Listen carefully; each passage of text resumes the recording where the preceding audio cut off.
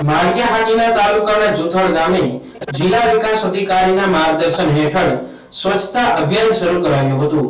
TDO મિલન પાવરા તલાટી મંત્રી વિરડાભાઈની આગેવાની હેઠળ ગામની અંદર વર્ષોથી પડેલા ગાંડા બાવળ અને ઉકરડાની 4 દિવસથી સફાઈ કરવામાં આવી રહી છે, જેની કામગીરીથી 65 થી વધુ ટ્રેક્ટરના ફેરા ભરી ગામની બહાર કચરાનો નિકાલ કરવામાં આવ્યો હતો।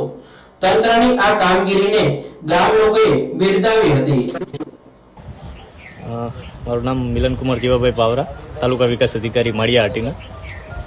અગાઉ જ્યારે જિલ્લા વિકાસ અધિકારી શ્રી જુનાગઢ જુથળ ગામની મુલાકાતે આવેલા તો એ વખતે ઘણા લાંબા સમયથી જે જુથળથી સકરાણા જવાનો જે રસ્તો છે એમ જ જુથળનું જે એન્ટ્રન્સ છે વેરાવળ રોડથી જે જુથળમાં આવીએ છીએ તો એ રસ્તા ઉપર અને સમગ્ર જો કે આખા રોડ ઉપર એટલો કચરાનો ઢગલા હતા કે એ જોઈને સાહેબને પણ થોડું દુઃખ થયું હતું કે ભાઈ આ કચરાના ઢગલા તાત્કાલિક આપણે દૂર કરવા જોઈશે।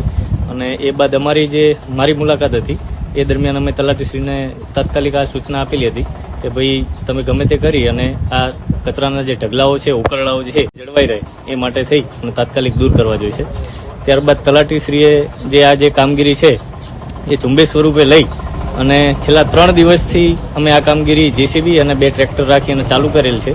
અત્યાર સુધીમાં લગભગ 65 જેટલા ટ્રેક્ટરના ફેરા કચરાના અમે અહીંથી ગામથી દૂરની જગ્યાએ અમે નાખી દીધા છે અને હજી પણ આ કામગીરી ચાલુ છે। હજી પણ આ કામગીરીમાં કદાચ અમારે 2 દિવસ જેટલા લાગી શકે છે।